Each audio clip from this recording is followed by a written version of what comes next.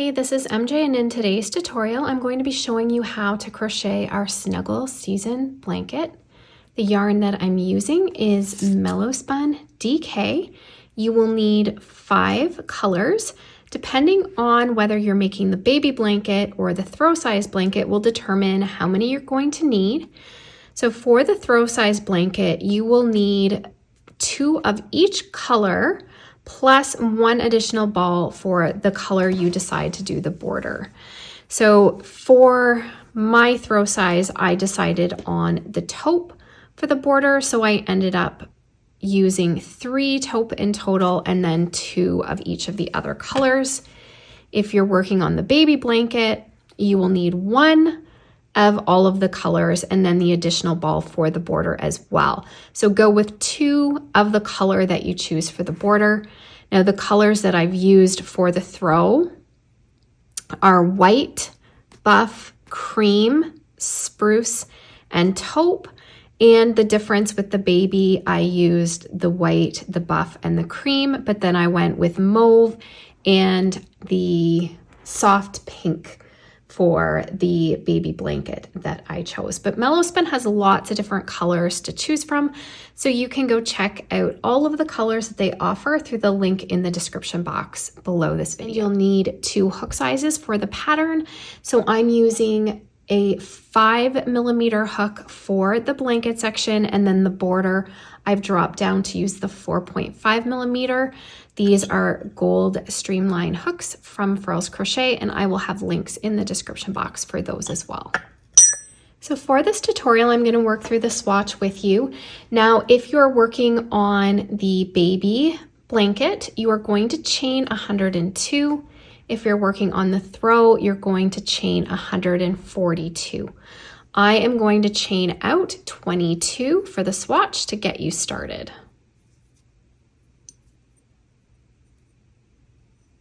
And I'm working with the 5mm hook.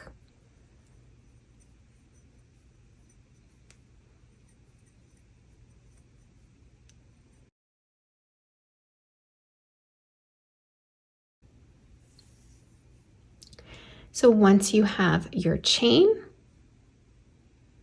we're going to work a single crochet in the second chain from the hook, but I'm going to turn so that I'm crocheting into the back bump of the chain. You're going to see these little bumps popping up. I'm going to work into those in the second chain from the hook. And in each back bump of the chains across. So we're going to end up for the swatch with 21, so 1 less than what you chained. And you will have 101 for the baby blanket and 141 for the throw. Okay, so that completes our foundation row. Chain 1 and turn, and for row 1, it begins on the wrong side now of our work. We are not including the chain 1 as a stitch. We'll be working our first half double crochet into the first stitch. And we will be working half double crochets into every stitch across the row.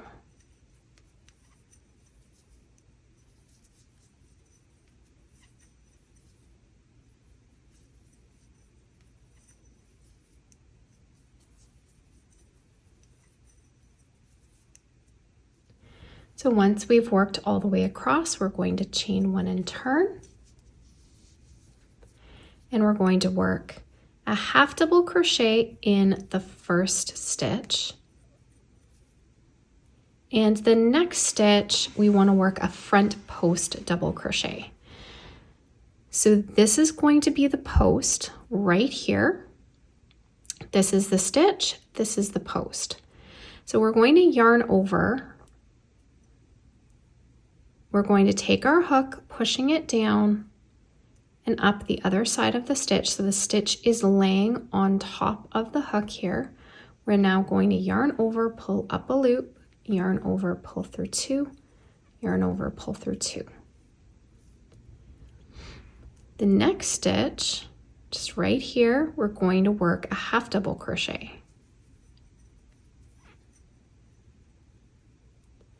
The next stitch, we're going to work a front post double crochet. We're going to alternate these stitches across the row. So our half double crochet above this half double crochet, the next stitch right here, we're doing another front post. So we're yarning over, pushing our hook down and back up. So the stitch is now on top of our hook, yarn over, pull up a loop, yarn over, pull through two, pull through two. And the half double crochet goes in the next stitch. So here is the post of the stitch, here's the top of the stitch. Okay, and we're going to do this all the way across. And you should be ending with a half double crochet.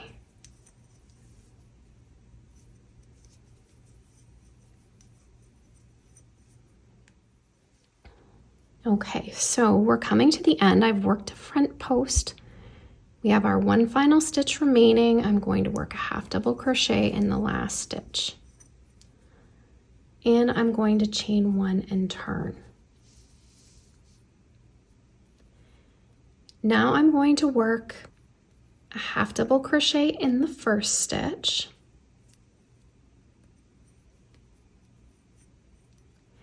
Then I'm going to work a back post, and if you flip your work, you can see this is where we did our front post double crochet. When we do a back post, it's going to keep this post popping. So we're going to yarn over. We're going to come around the stitch, but see, this time we're still having the stitch on top of our hook, but it's to the back of our work this time, not the front, it's to the back. We're going to pull up a loop, yarn over, pull through two, pull through two.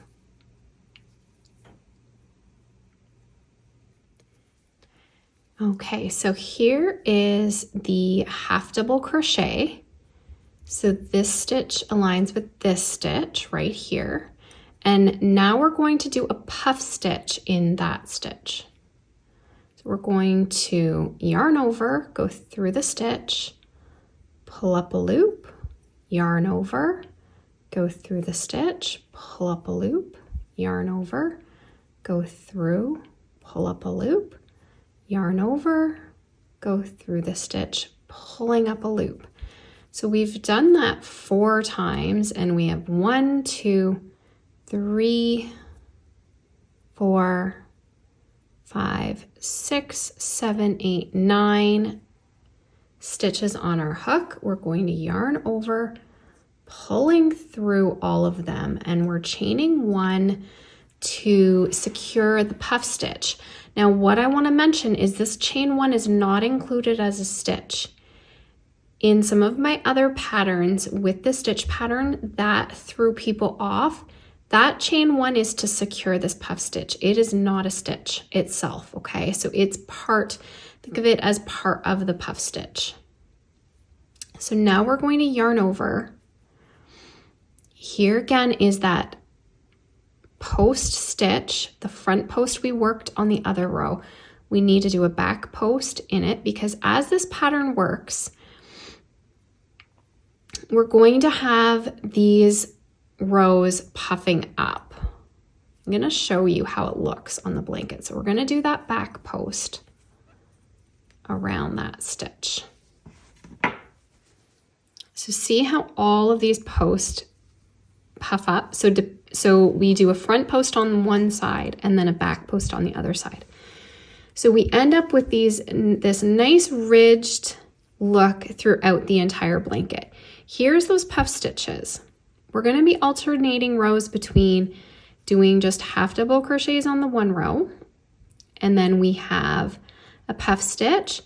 We then have a row where there's the half double, and then we have the puff. So we have some alternating things happening, which we're covering in the stitches, but I just wanted you to get another visual looking at the blanket just so you can see how it's going to come together. Okay, so we completed that back post. You can see here, here's our next stitch. This is the stitch. It's going to the left of the stitch, not back this way to the right. So we're going to half double crochet into this stitch. Then we have a back post again. Back post double crochet. Now we're going to do a puff stitch in the next, because we're alternating between these post stitches, a half double crochet and a puff. Okay, we're on a wrong side row. A wrong side row will be crocheting the puff stitches. So again, here is the stitch to the left, yarning over. We're going through and we're pulling up a loop 4 times. 2, 3, 4. So you have 9 loops on your hook. Yarn over, pull through all the loops and chain 1. And we're back to the back post double crochet. Half double crochet. Back post double crochet. And a puff.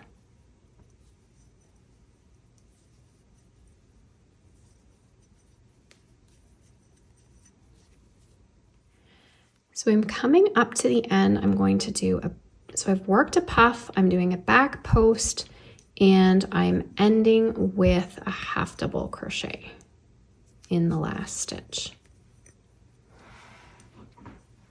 Now I'm going to chain 1 and turn.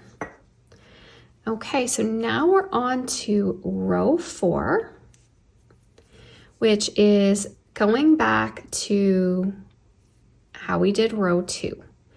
So we're going to work a half double crochet in the first stitch, a front post double crochet in the next stitch, and next we're going to work in the puff stitch. And this is where people mess up between, it seems in the other patterns, whether you crochet into the eye of the puff or in the next, which would be the chain. So that is really up to you. Whatever you decide to do, just be consistent with it. But you're not adding any extra stitches in. You're basically crocheting 1 stitch for this puff stitch section. We don't want any more stitches between our posts. So I like going into the eye. So I'm going to go into the eye of the puff, working my half double, and then work a front post double crochet. Then I'm working into the half double, which is again to the left. There's the stitch right here. Front post double crochet. And then I'm back to the puff and I'm going to work a half double crochet in the eye of that puff and a front post double. So you're seeing that the pattern is coming together as we work this.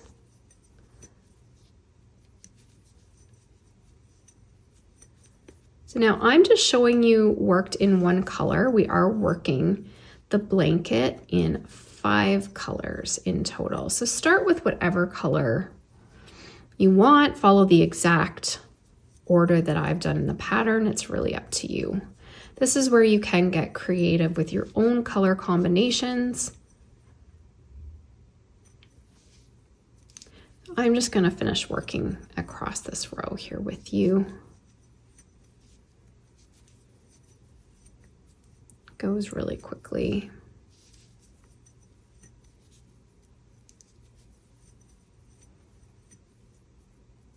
Always the reverse side row is going to be the trickiest. Okay, so now we get to the part of the written pattern where we're just going to be repeating what we've done. So we're going to be repeating rows 3 and 4. So if you're working on the baby blanket, you're now going to work rows 5 through 20 in color A, and then you will change to color B. For the throw blanket, you will work rows 5 through 28 for color A, and then you will change to color B. So 20 rows or 28 rows in this color, depending on what size you're doing.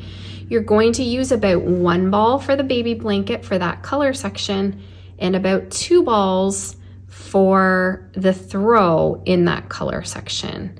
And then, as I mentioned at the beginning, you'll then need an additional ball when you're working the border around the blanket.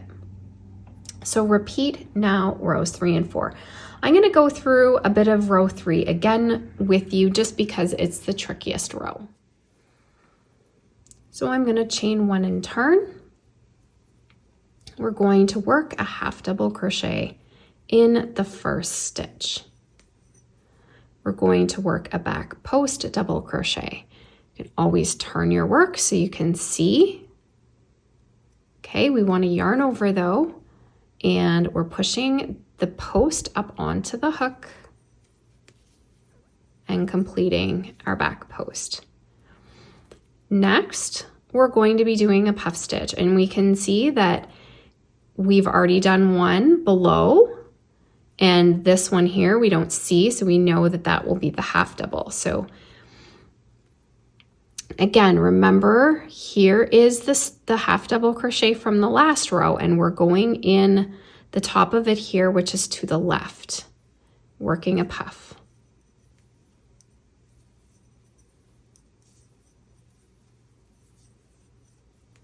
Yarn over, pull through, chain 1, back post,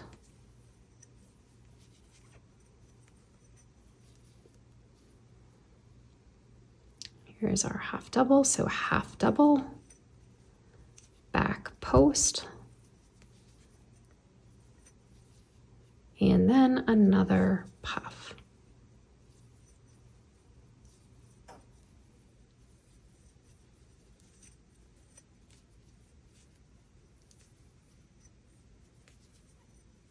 Back post. Let's look again. Here's the half double from the other row. We're getting it going in the stitch, the top of the stitch to the left. Back post double crochet. Turn your work if you need to. And then here's the half double crochet from the previous row. Here's the top of the stitch to the left, putting in that puff.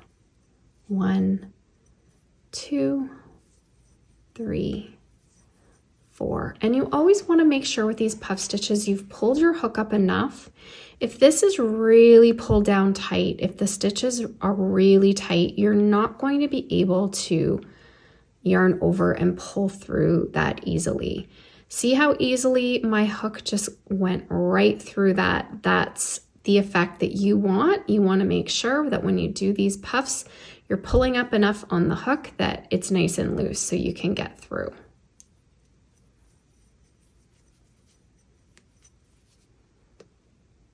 So now I'm just going to work up that my swatch is a little bit bigger. You can check your gauge, but our gauge changes a little bit from blocked to unblocked. So our gauge before we block, we have about, just going to pull up my pattern here, 15 stitches and 12 rows is our gauge unblocked. But because this type of pattern tends to want to pull in together and kind of scrunch up the design, blocking is really beneficial. It stretches it out and it actually makes the blanket that much softer and really showcases the stitch pattern well. So I do suggest blocking this pattern And when the blanket is blocked, it's actually going to come out bigger. So 14 stitches and 11 rows in 4 inches, as opposed to 15 and 12. So the blanket is going to appear a little bit smaller before it's blocked than what it's actually going to block out to. So if you're checking your unblocked gauge, you should be getting about that 15 stitches and 12 rows. When we block it out, just imagine it's going to stretch it out. So we're only measuring out 14 stitches. So 1 stitch less once it's blocked, and we're getting 1 row less. So we're getting 11 rows. So just so you know that you're on track, if we just looked at the blocked gauge and the final measurement of the blanket, you may think that you're off. So that's why I wanted to give you in this particular pattern your unblocked gauge and your block gauge so that you can compare. So unblocked, which is what your swatches is going to be, is going to give you a good indicator if you're going to block it out to the same finished measurement as what I have in the pattern. I also want to mention that when it does come to gauge with a blanket, if you are not particularly concerned that you use the exact amount of yarn, that the blanket is the exact size, then that's okay. You can play around with yarn you have and play around with your blanket size. It's not going to be a huge deal.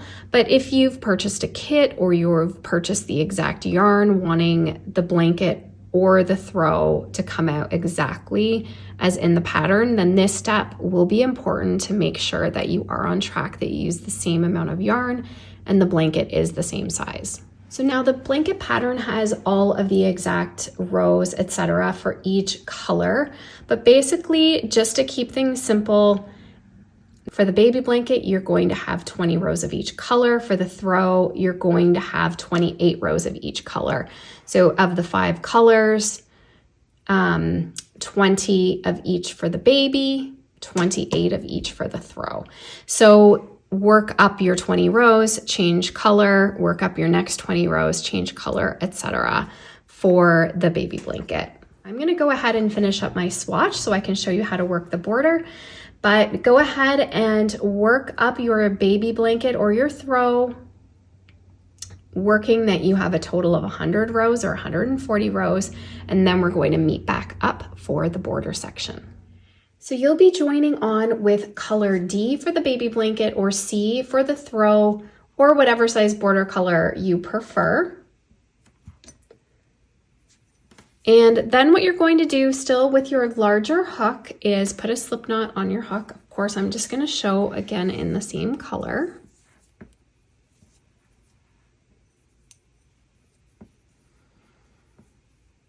And you're going to be joining to your top right stitch. We're going to do a slip stitch.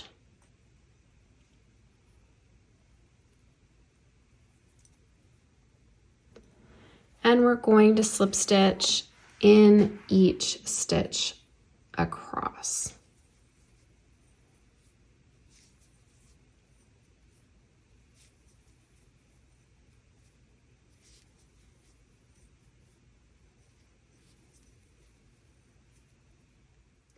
At the corner, you're going to chain 2. And now we'll be slip stitching across the side, and you want to just evenly space them. It's about 3 stitches per 2 rows. So here's a row, here's a row, here's a row with the little bit of gapping as you work. So if you can just aim to try to get 3, 4 every 2 rows. So I'm going to go in this row that has the space, I'm going to do 1, and then I'm going to do 2 in the next. And that should come out pretty even as you work.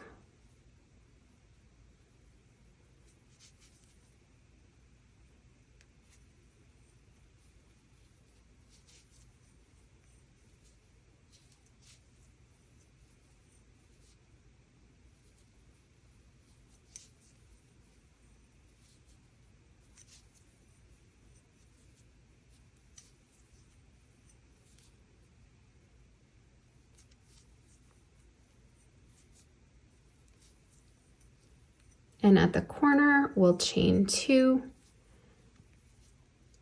Across the bottom will be a little bit easier because it will be 1 per stitch, and then we'll do the same thing up the other side. So I'm going to go ahead and continue slip stitching around. So at the corner we're going to chain 2 and then we'll slip stitch in the first slip stitch to join. Now you can change over to your smaller hook.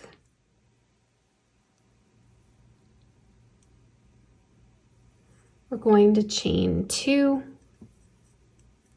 and we're going to work a double crochet in the back loop of every stitch around.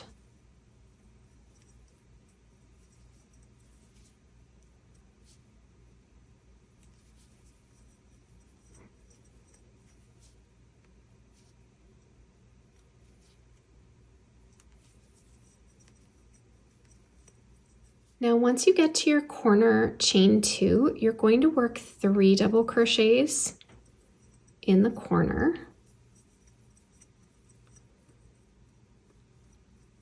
Now it's a good idea to use a stitch marker to mark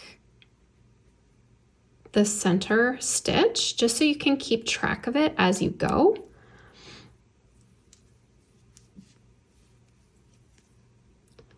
Then you're just going to continue working around. So do this at all 4 corners, adding your markers.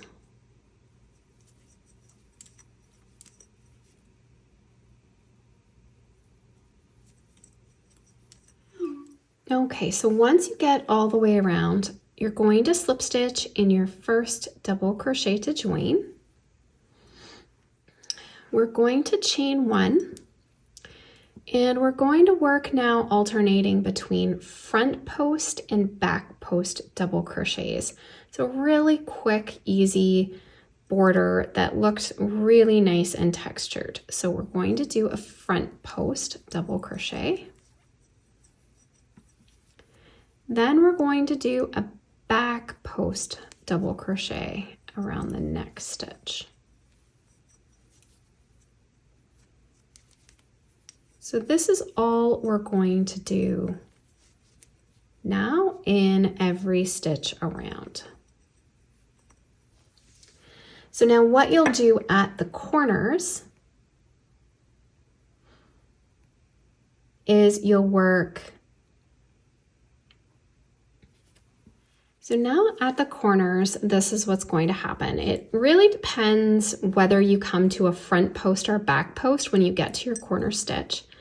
So I have a back post in this stitch. So this corner, I'm hitting that I start with a front post, but at every corner stitch, what you're going to do is work 3 stitches, and then we'll mark the center stitch again so you'll know where it is for the next round. So I'll work a front post. Then I'll go around the same stitch and do a back post.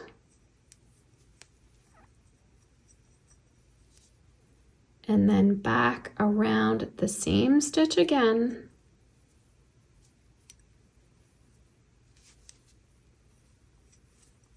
A front post. And then my next stitch would be a back post.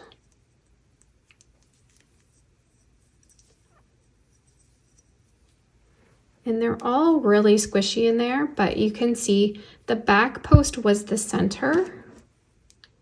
So you can add your marker if you need to keep marking those stitches. And you're going to continue just working around in this manner. I only did a total of 3 rounds for the border on the blanket, but you can continue to do as many as you want, and you'll just be repeating this round and working your front post, back post, front post, back post. So when you come to this corner, you'll be working your 3 stitches in it for your next round. So here is the finished border if you're working 3 rounds. So it comes out really nice, but you can work as many rounds as you want. So once you finish it off, you're just going to slip stitch to join, fasten off, and weave in any of your tails. The next step will be to block your blanket. So I like to soak it in some lukewarm water with a little bit of wool wash or dish soap. Allow that to set for about 25 to 30 minutes.